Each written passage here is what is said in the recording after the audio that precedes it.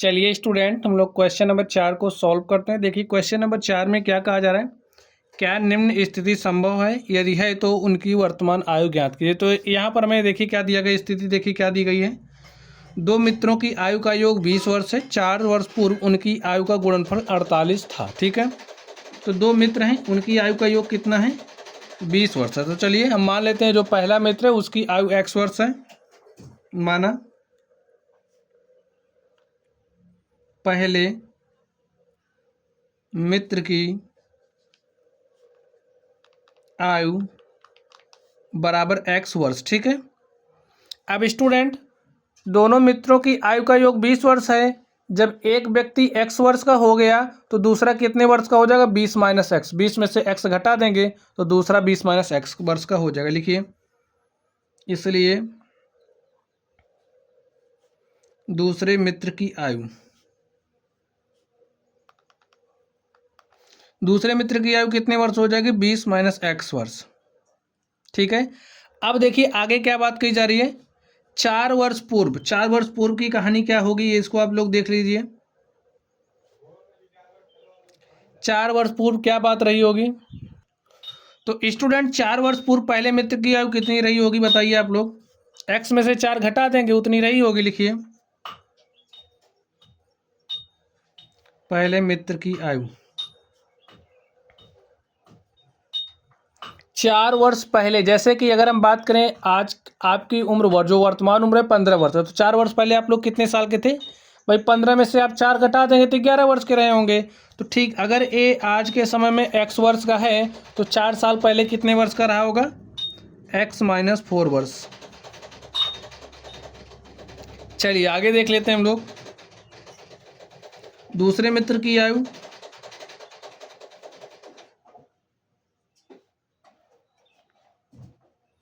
अब ये जो दूसरा मित्र है ये भी 4 वर्ष कम हो जाएगा 4 वर्ष पहले, तो इसमें से भी आप 4 घटा दीजिए।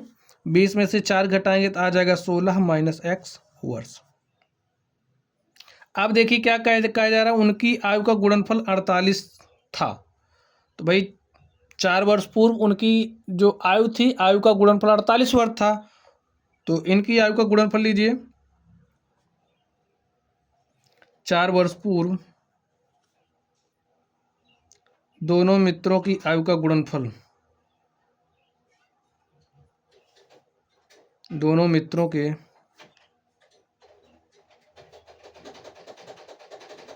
आयु का गुणनफल, तो आयु का गुणनफल कितना था स्टूडेंट, 48 वर्ष। अब इधर देखिए 4 वर्ष पूर्व कितना गुणनफल हो जाएगा, x माइनस 4 इंटू में 16 minus X is equal to 48 हो जाएगा। आप इसको सॉल्व करिए, देखिए क्या आता है। हमने x को 16 से मल्टीप्लाई किया तो 16x आ गया। इस x को माइनस एक्स से मल्टीप्लाई किया तो माइनस एक्स स्क्वायर। इस माइनस 4 को हमने 16 से मल्टीप्लाई किया तो प्लस माइनस का मल्टीप्लिकेशन, माइनस 16 चौके हो जाएगा 64। माइनस 4 को माइनस एक्स से मल्टीप्लाई किया तो माइनस माइनस का मल्टीप्लिकेशन प्लस 4x। ठीक है, इज इक्वल टू 48। अब देखिए प्लस 16x प्लस 4x कितना हो जाएगा, प्लस 20x। तो यहाँ पर लिख दीजिए प्लस 20x, ये है माइनस एक्स स्क्वायर, यहाँ पर है माइनस 64। इस 48 को आप इस तरफ लेकर के आइए तो प्लस 48 इधर आएगा तो माइनस 48 इज इक्वल टू 0।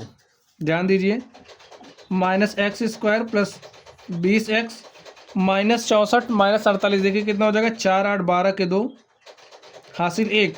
4 में हमने एक जोड़ा 5, 5 से कितना हो जाएगा 11। यहाँ पर माइनस लगाइए, इज इक्वल टू 0। चलिए हम माइनस कॉमन कर लेते हैं, या फिर माइनस से आप दोनों तरफ मल्टीप्लाई कर दीजिए। तो माइनस से मल्टीप्लाई करेंगे तो ये माइनस वाला क्या हो जाएगा, प्लस। तो यहाँ पर एक्स स्क्वायर, ये प्लस वाला हो जाएगा माइनस माइनस 20x, ये हो जाएगा प्लस 112 इज इक्वल टू 0। ठीक है, अब स्टूडेंट यहाँ पर देखिए हमारे पास क्या बन चुका है, एक द्विघात समीकरण बन चुका है। अब ये स्थिति संभव है या नहीं है, इसके लिए हम लोग चलिए इसका विविधकरण निकाल के चेक कर लेते हैं। तो विविधकरण निकालने का जो हमारा फॉर्मूला होता है वो d इज इक्वल टू क्या होता है, बी स्क्वायर माइनस 4ac। अब अगर d का जो मान है, अगर d का मान छोटा हो जाएगा 0 के, बात को ध्यान से समझिए, अगर d का मान छोटा है 0 से तो इस केस में यह स्थिति संभव नहीं होगी। बाकी इसके बाद जो भी स्थिति आएगी वो संभव होगी। ठीक है भाई, इस पर संभव हो जाएगी जब d हमारा ग्रेटर या फिर आर इक्वल हो 0 के, तो इस केस में स्थिति संभव होगी, इसमें क्या होगी, असंभव होगी। चलिए लिख लीजिए, ये संभव वाली स्थिति है और ये असंभव है। चलिए विविक्त कर निकालते हैं। इसकी तुलना आप करिए ax² plus B X plus C is equal to 0 से। तो यहाँ से देखिए a इज इक्वल टू हो जाएगा 1, b इज इक्वल टू हो जाएगा -20 और c की बात करें कितना हो जाएगा 112। चलिए विविक्त कर निकालते हैं। d इज इक्वल टू होता है b² - 4ac। तो b का मान देखिए कितना है -20, तो -20 का स्क्वायर कर दीजिए, -4 गुणे a का मान कितना 1 है, तो यहाँ पर 1 लिखिए, इंटू में c का मान है 112, तो रख दीजिए। -20 का स्क्वायर करेंगे तो कितना हो जाएगा, 20 में 400, तो माइनस माइनस का मल्टीप्लिकेशन प्लस, हमारे पास प्लस 400 आ गया। 112 गुणे 4 करेंगे तो 4 दूनी 8, 4 एक के 4, 4 एक के 4, हमारे पास क्या आ गया 400 - 448, और यहाँ पर क्या आ गया -48। डी का मान हमारे पास -48 आ गया स्टूडेंट। अब आप लोग बताइए, क्या जो डी का मान है वो 0 से बड़ा है, क्या डी का मान 0 के बराबर है, क्या डी का मान 0 से छोटा है। तो आप लोग देख रहे हैं यहाँ पर -48 है, और आपको पता है जो -48 और 0 से छोटा होता है। तो यहाँ पर लिखिए, चूँकि जो डी का मान है वो क्या है, छोटा है, किससे, 0 से, इसलिए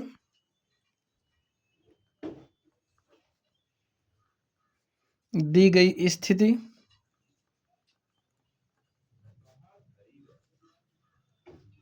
संभव नहीं है। तो स्टूडेंट इस तरीके से ये जो हमारा क्वेश्चन नंबर 4 था, हमने इसको सॉल्व कर लिया है। तो चलिए आप लोग पढ़ते रहिए। अगर आप लोगों को कोई भी डाउट हो तो आप लोग कमेंट बॉक्स में कमेंट करना। वीडियो पसंद आए तो वीडियो को लाइक कीजिएगा, चैनल पर नए हो तो चैनल को सब्सक्राइब कीजिएगा। चलिए आप लोग पढ़ते रहिए। Thank you.